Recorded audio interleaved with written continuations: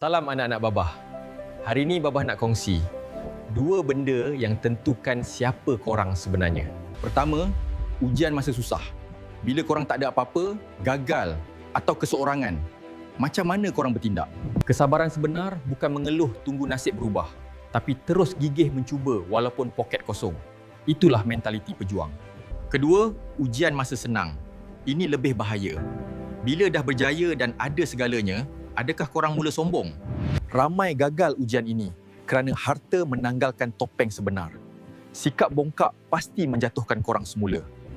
Nilai diri korang diukur pada kestabilan emosi. Tenang waktu susah, merendah diri waktu kaya. Jadi, kalau tengah struggle, telan kepahitan dan terus berusaha. Kalau tengah selesa, tundukkan pandangan. Jangan bongkak. Ingat, nikmat Tuhan boleh ditarik sekelip mata. Lulus dua ujian ni, korang lulus ujian kehidupan. Sekian pesan Babah.